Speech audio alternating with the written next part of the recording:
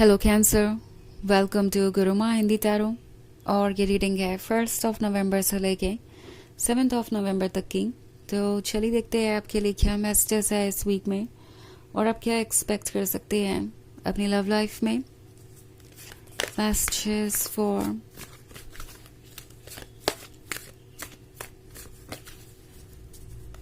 Cancer.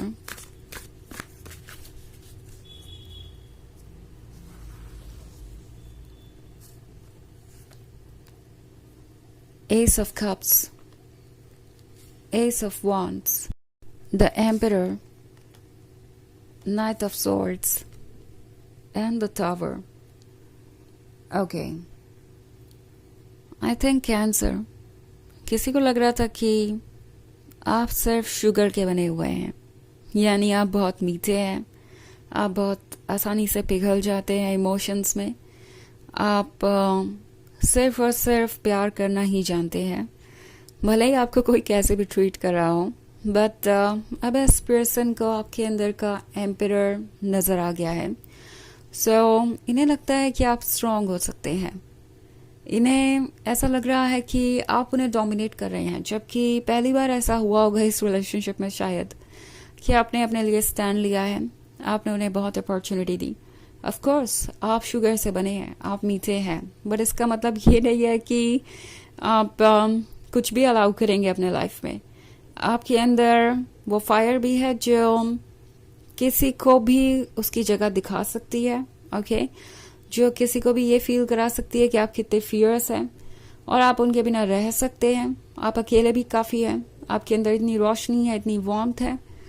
सो ये person थोड़ा annoyed है, ओके इनफैक्ट कंप्लेनिंग भी हो सकता है।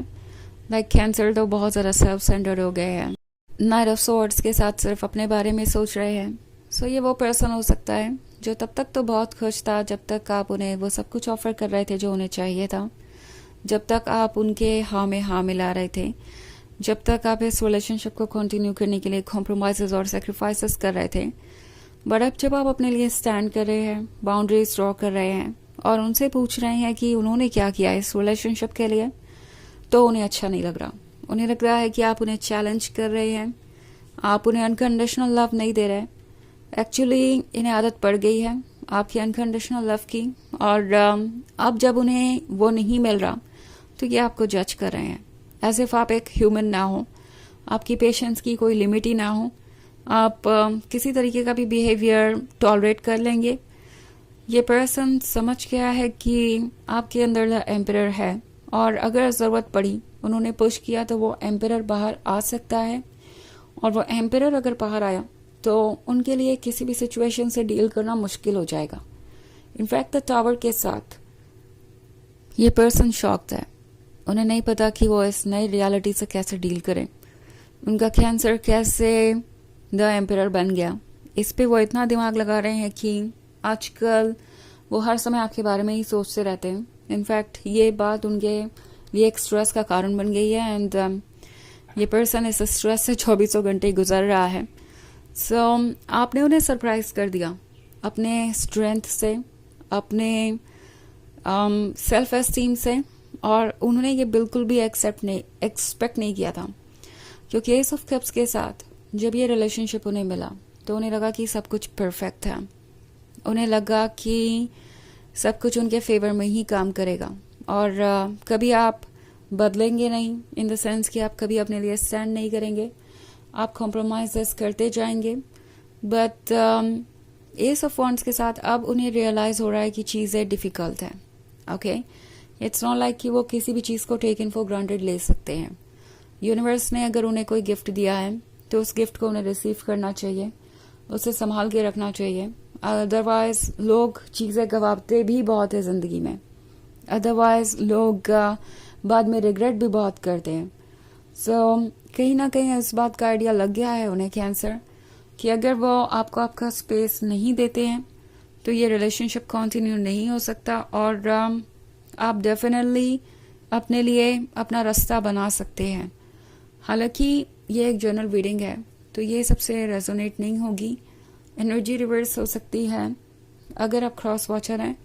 इसके अलावा अगर आप पिछले वीक की रीडिंग देखना चाहें तो उसका लिंक आपको डिस्क्रिप्शन बॉक्स में मिल जाएगा हमेशा की तरह। सो चलिए आगे बढ़ते हैं और देखते हैं और क्या मैसेजेस हैं आपके लिए। Messages for cancer, queen of cups, queen of pentacles, nine of swords, five of pentacles and the moon. Okay, so five of pentacles वाली सिचुएशन देख रही हूँ मैं। मे बी उस पर्सन ने आपको एक ऑप्शन की तरह ट्रीट किया, आपको ऐसा फील कराया जैसे कि आप कोई बैकअप हो कि अगर कुछ और वर्क नहीं करेगा तो ये वर्क करेगा। नाइन ऑफ सोर्ड्स के साथ आप रिजेक्टेड महसूस कर रहे थे या अकेला महसूस कर रहे थे। इस पर्सन ने आपके सेल्फ एस्टीम की कदर नहीं की, आपके सेल्फ एस्टीम को हर्ट किया। प्रोबेबली ये दूसरों के साथ फ्लर्ट कर रहे थे या किसी रिलेशनशिप में थे। बाउंड्रीज इन्होंने बार बार क्रॉस की और आपसे एक्सपेक्ट किया कि आप इसी तरीके से इस रिलेशनशिप में बने रहेंगे।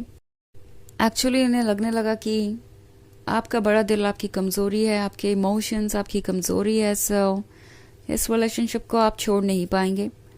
वैसे फाइव ऑफ पेंटिकल्स हमेशा ही किसी रोमांटिक इंटरेस्ट के बारे में नहीं होता है। कभी कभी ये थर्ड पार्टी कोई फैमिली मेम्बर हो सकता है या कोई ऐसा पर्सन जो आपके रिलेशनशिप से जेलस है या जैसे किसी तरीके की प्रॉब्लम है और वो चाहता है कि ये रिलेशनशिप वर्क ना करें। सो पॉसिबली आपका पर्सन दूसरों की बातें सुन रहा था, आपको उसी के अकॉर्डिंग ट्रीट कर रहा था एंड इस पॉइंट पे बस टू मच हो गया और वो ये बात समझ गए हैं कि अगर ऐसा कोई पॉइंट आएगा तो आप उन्हें छोड़ने से पीछे नहीं हटेंगे। आप डेफिनेटली अपने आप को संभाल सकते हैं। इवन इफ आप पेन से गुजर रहे हो, इवन इफ आपका दिल टूटा हुआ हो, तो भी आप हर चीज़ को हैंडल कर ही लेंगे। ऑल्सो नाइन ऑफ सोर्ड्स के साथ ये पछता भी रहे हैं जिसके बारे में ये कुछ कह नहीं रहे, क्योंकि इन्हें लगता है कि अभी भी वो वेट करेंगे और आप वापस चले आएंगे। उन्हें कुछ एक्सेप्ट करने की ज़रूरत नहीं है, खुद पे वर्क करने की ज़रूरत नहीं है। वैसे अब इस पर्सन को आपके अंदर की सारी खूबियाँ दिखाई देने लगी है, वो खूबियाँ जिन्हें ये टेकन फॉर ग्रांटेड ले रहे थे और कभी नोटिस भी नहीं करते थे या फिर नोटिस करते थे मगर आपसे कहते नहीं थे, वो अब क्लियरली उन्हें दिखाई दे रही हैं। क्योंकि क्वीन ऑफ कप्स के साथ ये पर्सन ये समझ गया है कि अब आप उनके रीच से बाहर हैं। अगर आप बन जाएं तो वो आपको डिजर्व भी नहीं करते, आप इतने स्पेशल हैं। ऑल्सो क्वीन ऑफ पेंटिकल्स के होने का मतलब है इस पर्सन को समझ में आ गया है कि आप प्रैक्टिकली सोच सकते हैं।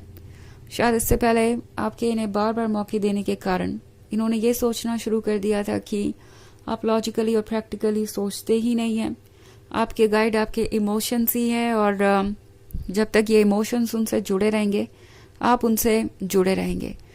तो ये गलतफहमी इस पर्सन की दूर हो गई है। इन्होंने आपका दूसरा साइड देखा है और ये साइड काफ़ी सरप्राइजिंग है। ओके, ये साइड काफ़ी इंटरेस्टिंग है। ऑल्सो इससे डील करना उनके लिए मुश्किल होता जा रहा है। इनफैक्ट द मून का कार्ड है। सो इन्हें लग रहा है कि ये सारी क्वालिटीज़ आपकी जो आपको स्ट्रॉन्ग बना रही हैं एक तरीके से खतरा ही है उनके लिए। उन्हें लग रहा है कि और पता नहीं कितने डेंजर्स छुपे हो सकते हैं।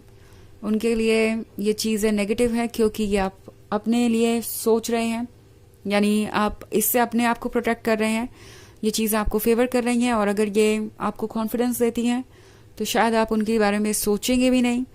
इसलिए ये पर्सन इन चीज़ों को थ्रेट की तरह देख रहा है और सोच रहा है कि पता नहीं कैंसर आपके अंदर अभी और क्या क्या छुपा होगा, आप कौन होंगे रियलिटी में और आगे उन्हें क्या क्या डिस्कवर करना पड़ेगा। तो आपने इन्हें एक तरीके से चौंका दिया है और ये थोड़े पजल भी हैं कि क्या वो आपको अच्छे से समझते भी हैं, क्योंकि उन्हें इस साइड की आदत नहीं है। ये जो साइड आपने उन्हें शो किया है इससे पहले उन्होंने कभी देखा नहीं या कभी एक्सपीरियंस नहीं किया इतना स्ट्रांगली।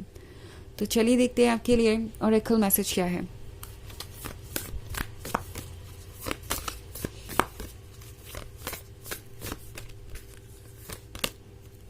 मिरर, हु और व्हाट इज ट्रिगरिंग यू। तो ये कार्ड आपसे कह रहा है कि कौन सी चीज़ आपको ट्रिगर कर रही है, ऐसा क्या है जो आपको परेशान कर रहा है।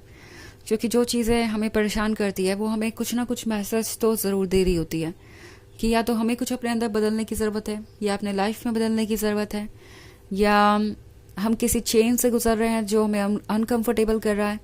तो उसकी डेप्थ में जाके देखना है कि ऐसा क्यों हो रहा है, और आपको आपके सारे जवाब मिल जाएंगे। आपको समझ में आ जाएगा कि आपको इस सिचुएशन से कैसे डील करना है। तो यह है रीडिंग इस वीक की। आई होप आपको अच्छी लगी होगी। Thanks for watching. Till next video, bye.